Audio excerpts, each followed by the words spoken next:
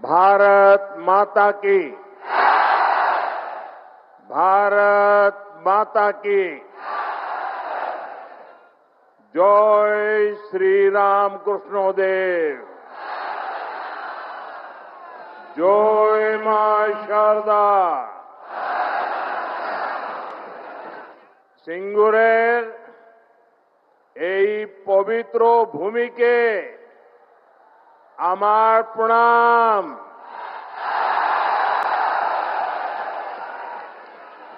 आज सुबह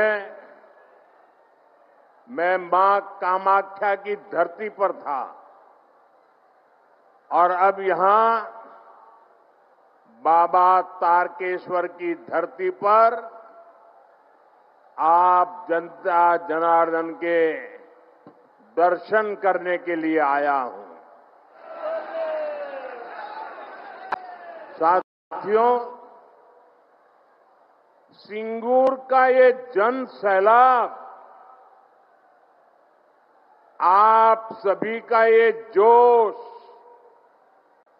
ये उत्साह,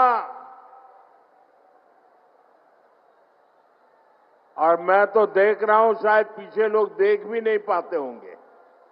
मैं अभी दोनों तरफ कोने पर जाकर देखा, दूर दूर तक लोग ही लोग हैं।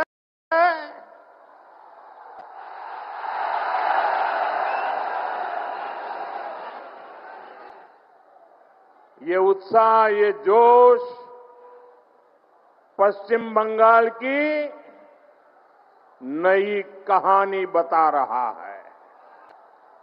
और मैं देख रहा हूं बहुत बड़ी संख्या में माताएं बहनें आशीर्वाद देने आई है, किसान आए हैं, श्रमिक आए हैं, और नौजवानों का जोश तो हम सब देख रहे हैं।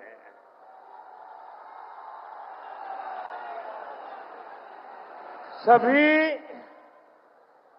एक ही भाव से, एक ही आस लेकर के आए हैं कि हमें असली परिवर्तन चाहिए। हर कोई 15 वर्ष के महाजंगल राज को बदलना चाहता है। और अभी तो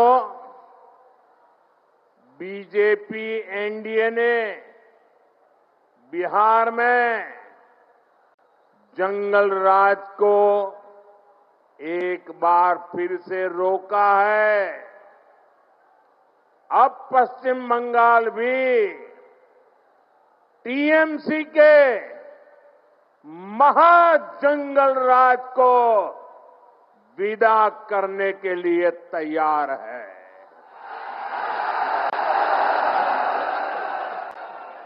तैयार है ना? पक्का? तो मेरे साथ एक संकल्प लेंगे। संकल्प लेंगे। मैं कहूंगा, पलटानो दोरकार, पलटानो दोरकार। आप कहेंगे, चाय बीजेपी सरकार। पलटानो दोरकार, पलटानो दोरकार, पलटानो दोरकार, मैं आज ऐसे समय में सिंगूर आया हूं जब देश ने वंदे मातरम के 150 वर्ष पूरे होने का उत्सव मनाया है। संसद में भी विशेष चर्चा करके वंदे मातरम का गौरव गान किया है। पूरी संसद ने, पूरे देश ने ऋषि बंकिम चंद्र चट्टोपाध्याय जी को श्रद्धा भाव से नमन किया। हुगली और वंदे मातरम का रिश्ता तो और भी विशेष है। कहते हैं यहीं पर ऋषि बंकिम जी ने वंदे मातरम को उसका पूर्ण स्वरूप दिया। साथियों, जिस प्रकार वंदे मातरम आजादी का उद्घोष बना था, हमें वंदे मातरम को पश्चिम बंगाल को, भारत को विकसित बनाने का मंत्र भी बनाना है। साथियों, बंगाल की धरती ने देश की विरासत, देश की आजादी के लिए जो दिशा दी, जो नेतृत्व दिया, बीजेपी उस प्रेरणा को राष्ट्र के कोने कोने तक ले जा रही है। ये भाजपा सरकार ही है जिसने दिल्ली में कर्तव्य पथ पर इंडिया गेट के सामने नेताजी सुभाष बाबू की प्रतिमा लगाई है। पहली बार लाल किले से आजाद हिंद फौज के योगदान को नमन किया गया। अंडमान निकोबार में नेताजी के नाम पर द्वीप का नाम रखा गया। इतना ही नहीं, पहले जो 26 जनवरी के कार्यक्रम थे ना, वो 24-25 तारीख से शुरू होते थे और 30 तारीख को पूरे होते थे। हमने ये कार्यक्रम बदल दिया। हमने अब 23 जनवरी सुभाष बाबू की जन्म जयंती से शुरू किया और महात्मा गांधी की पुण्यतिथि पर पूरा करने का तय किया। साथियों, बांग्ला भाषा और साहित्य बहुत ही समृद्ध है, लेकिन बांग्ला भाषा को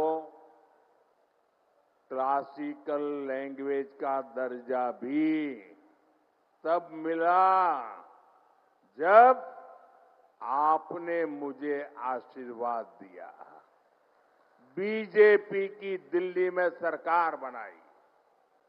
इससे बांग्ला भाषा में रिसर्च को बल मिलेगा। साथियों, बीजेपी के सरकार के प्रयासों से ही दुर्गा पूजा को यूनेस्को ने कल्चरल हेरिटेज का दर्जा दिया है। ये टीएमसी वाले दिल्ली में सोनिया जी की सरकार में भागीदार थे, क्या तब ये सब काम नहीं करा सकते थे क्या? क्यों नहीं किए? ये मोदी है जिसको बंगाल के लिए इतना प्यार है, समर्पण है, तब होता है। हमारी सरकार के प्रयासों से ही गुरुदेव रविन्द्रनाथ टैगोर के शांति निकेतन को विश्व धरोहर का दर्जा मिला है। ईश्वर चंद्र विद्यासागर, राजा राम मोहन राय, और स्वामी विवेकानंद, इन महापुरुषों की जन्म जयंतियों से जुड़े अहम पड़ावों को नेशनल लेवल पर मनाने का सौभाग्य भी हमारी सरकार को ही मिला है। यह हम इसलिए कह रहे हैं और हम इसलिए कर रहे हैं क्योंकि बीजेपी विकास और विरासत दोनों को महत्व देती है। विकास और विरासत के इसी मॉडल पर चलते हुए बीजेपी पश्चिम बंगाल के विकास को भी गति देगी। साथियों, पश्चिम बंगाल का सामर्थ्य बहुत बड़ा है। यहां बड़ी बड़ी नदियां हैं, बहुत बड़ी कोस्टलाइन है, यहां उपजाऊ जमीन है। पश्चिम बंगाल के हर जिले में कुछ न कुछ खास है और यहां के लोग तो बुद्धि, प्रतिभा, सामर्थ्य, समर्पण अद्भुत है। भाजपा हर जिले की इस ताकत को और ज्यादा बढ़ाएगी और जब हर जिले के हिसाब से योजनाएं बनेगी तो इसका सबसे ज्यादा लाभ उन जिलों में रहने वालों के लोगों को होगा। जैसे यहां की धनिया खाली साड़ी है, यहां का जूट है, हैंडलूम से जुड़े अन्य प्रोडक्ट है।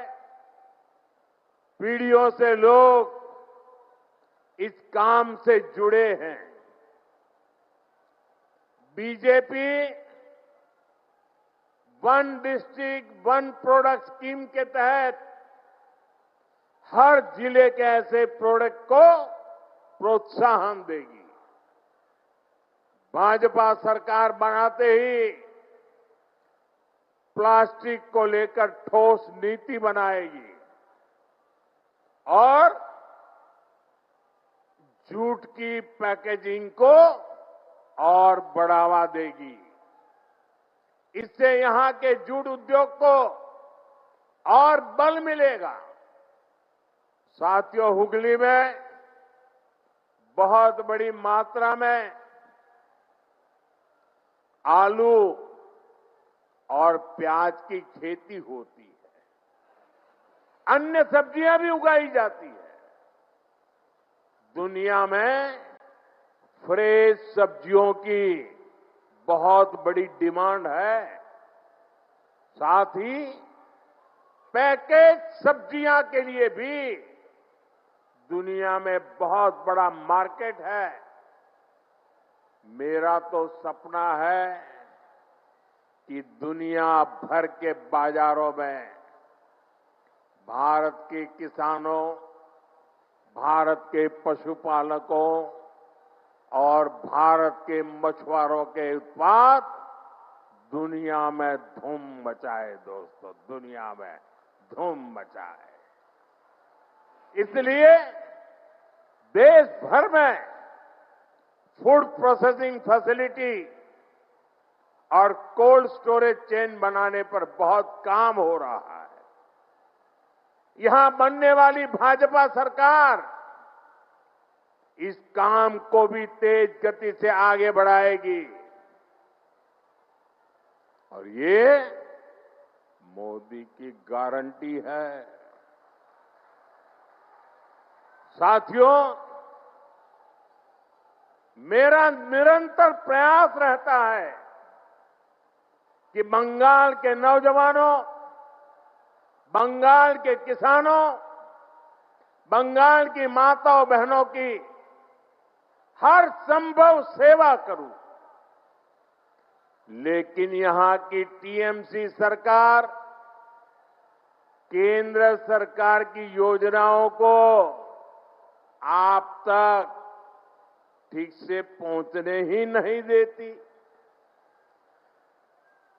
अरे भाई, अगर इनको मोदी से परेशानी है, ये तो मैं समझ सकता हूं। इनको बीजेपी से दुश्मनी है, ये भी समझ में आता है। लेकिन टीएमसी तो बंगाल के लोगों से अपनी दुश्मनी निकाल रही है। टीएमसी यहां के नौजवानों, यहां की माताओं बहनों, यहां के किसानों से दुश्मनी ठाने हुए हैं। साथियों, बंगाल के मछुआरों से टीएमसी कैसे अपनी दुश्मनी निकाल रही है, इसका मैं आपको एक उदाहरण देता हूं। बंगाल में लाखों परिवार मछली के काम से जुड़े हुए हैं। यहां से अभी जितनी मछली एक्सपोर्ट होती है, उससे कहीं अधिक संभावनाएं बंगाल में है। बंगाल के फिशरमैन में वो ताकत है। इसके लिए जरूरी है कि मेरे मछुआरे भाई बहनों को मदद मिले, मेरे मछुआरे भाई बहनों को बेहतर टेक्नोलॉजी मिले। इसी सोच के साथ देश भर के मछुआरों की मदद के लिए केंद्र सरकार ने एक डिजिटल प्लेटफॉर्म बनाया। इस डिजिटल प्लेटफॉर्म पर देश भर की राज्य सरकारें अपने यहां के मछुआरों के नाम रजिस्टर करवा रही है। लेकिन बंगाल में इस काम पर ब्रेक लगा हुआ है। हम बंगाल की टीएमसी सरकार को बार बार चिट्ठी लिखते हैं। मुख्यमंत्री जी चिट्ठी नहीं पढ़ती है, लेकिन अफसरों को तो पढ़ने दो। लेकिन टीएमसी सरकार यहां के मछुआरों के रजिस्ट्रेशन में बिल्कुल सहयोग नहीं कर रही है। इससे बंगाल के मछुआरों को पीएम मत्स्य संपदा योजना जैसी केंद्र की स्कीम का फायदा नहीं मिल पा रहा है। साथियों, टीएमसी बंगाल के नौजवानों के भविष्य के साथ भी खेल खेल रही है। पूरे देश में हजारों आधुनिक पीएम श्री स्कूल खोले जा रहे हैं। लेकिन टीएमसी बंगाल के बच्चों को पीएम श्री स्कूल की बेहतर शिक्षा से भी वंचित रख रही है। आप मुझे बताइए, बंगाल के बच्चों का भविष्य तबाह कर रही टीएमसी सरकार को जाना चाहिए कि नहीं जाना चाहिए? जाना चाहिए कि नहीं जाना चाहिए? ये टीएमसी को भगाना चाहिए कि नहीं भगाना चाहिए? ये टीएमसी को हटाना चाहिए कि नहीं हटाना चाहिए? बंगाल को बचाना चाहिए कि नहीं बचाना चाहिए? नौजवानों का भविष्य बनाना चाहिए कि नहीं बनाना चाहिए? माताओं बहनों को सुरक्षा देनी चाहिए कि नहीं देनी चाहिए?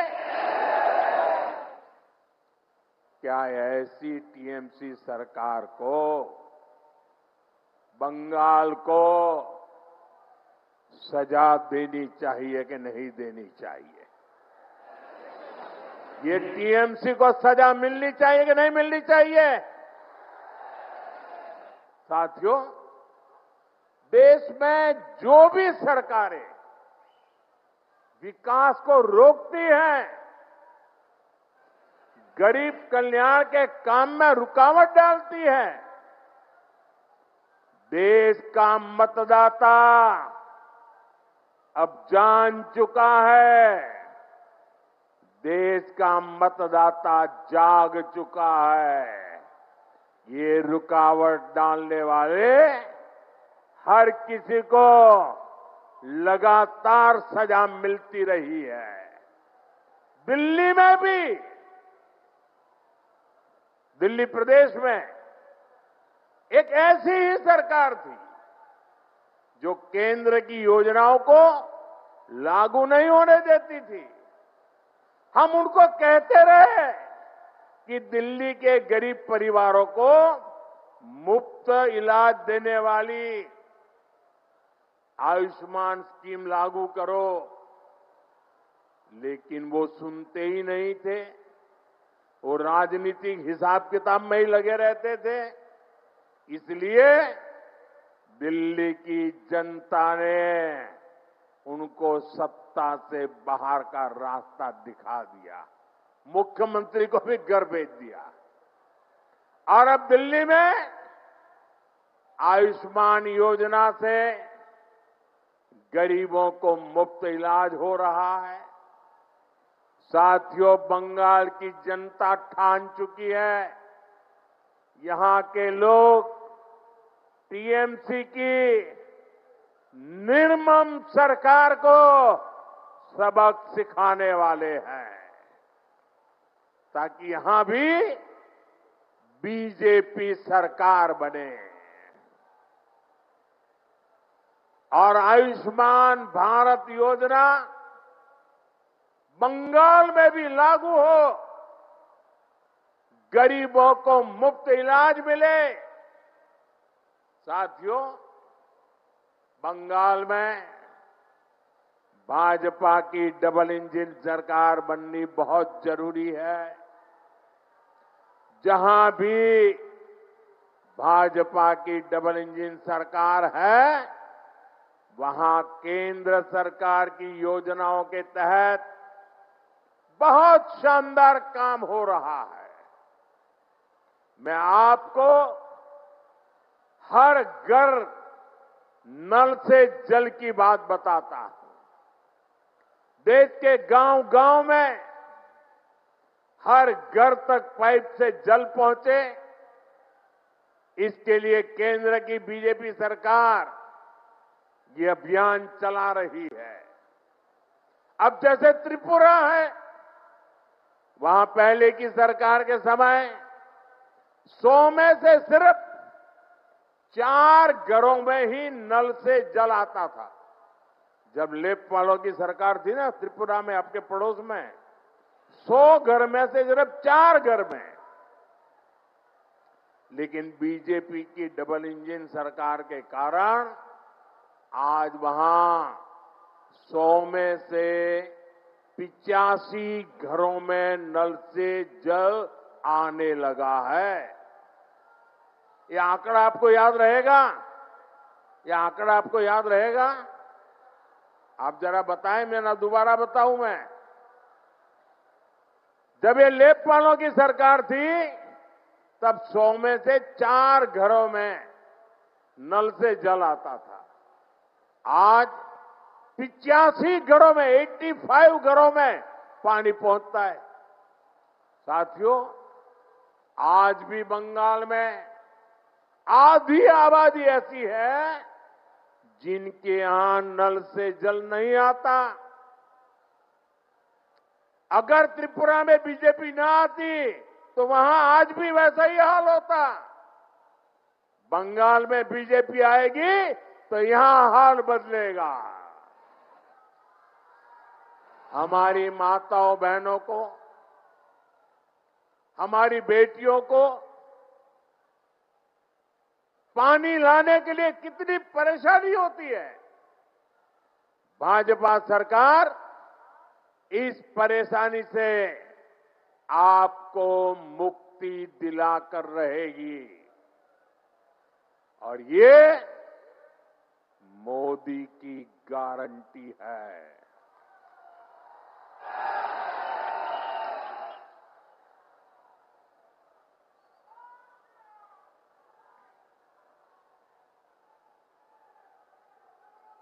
साथियों, बंगाल से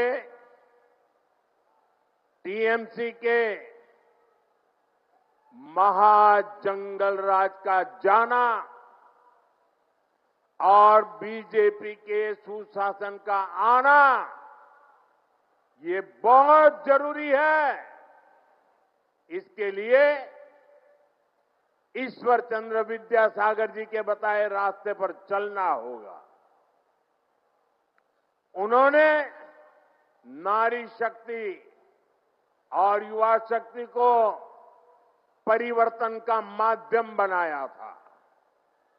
अब बंगाल की बहनों बेटियों को, यहां के नौजवानों को अपनी आवाज बुलंद करनी होगी।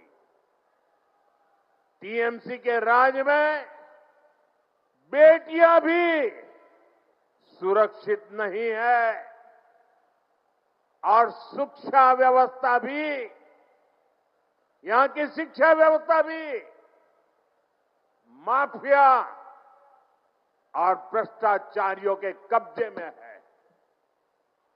इसलिए मैं पश्चिम बंगाल की माताओं बहनों से भी एक आग्रह करना चाहता हूं। आपके बेटे बेटियों को तब तक अच्छी शिक्षा और अच्छी नौकरी नहीं मिलेगी जब तक यहां टीएमसी के पास सत्ता की ताकत रहेगी। इसलिए आपको आने वाले विधानसभा चुनाव में भाजपा को वोट देना है। भाजपा को आपका एक वोट पक्का करेगा कि हां, कॉलेजों में बलात्कार, रेप और हिंसा की घटनाओं पर लगाम लगे।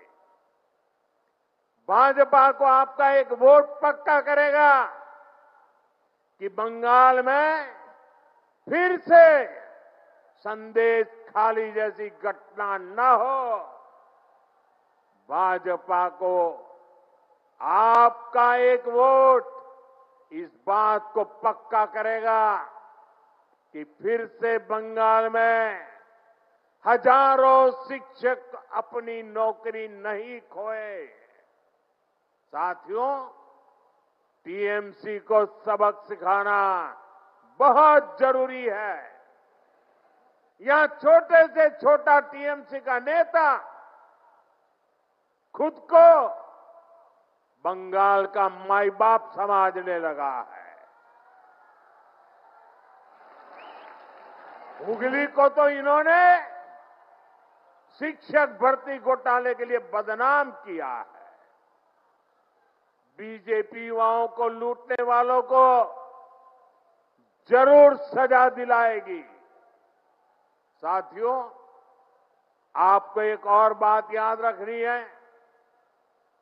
बंगाल में उद्योग तभी लगेंगे, निवेश तभी आएगा जब यहां कानून व्यवस्था बेहतर होगी।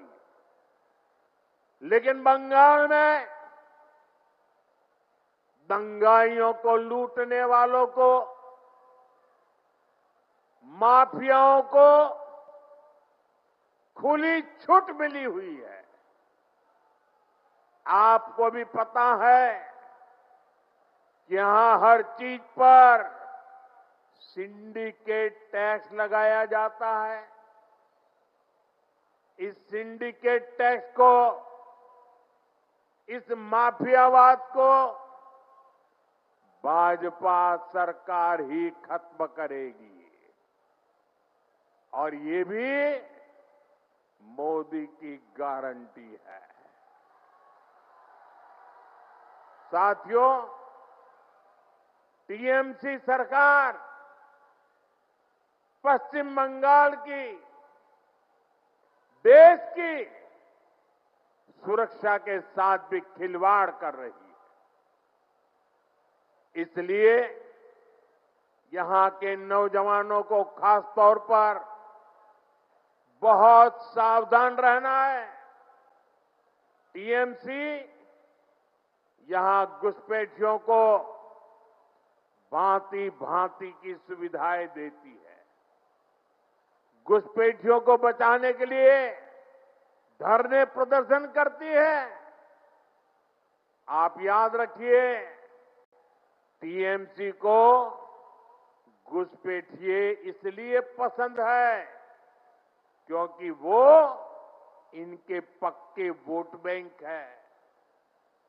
घुसपैठियों को बचाने के लिए टीएमसी किसी भी हद तक जा सकती है।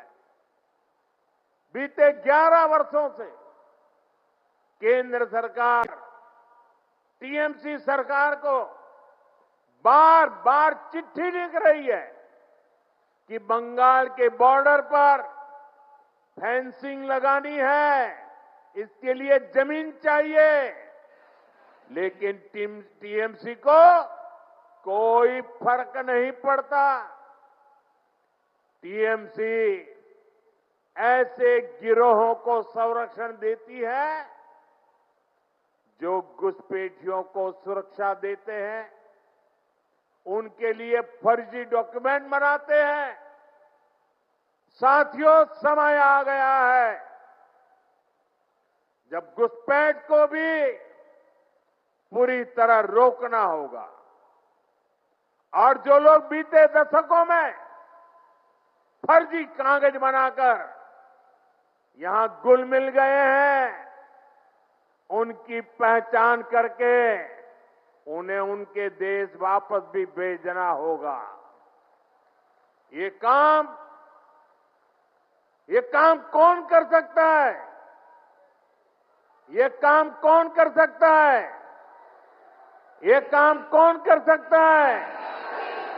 ये काम कौन कर सकता है? ये काम आपका एक वोट कर सकता है। आपके वोट की ताकत है। आपका वोट ये सारे सपने पूरा करा सकता है। बीजेपी को दिया आपका एक एक वोट घुसपैठियों को भगा सकता है।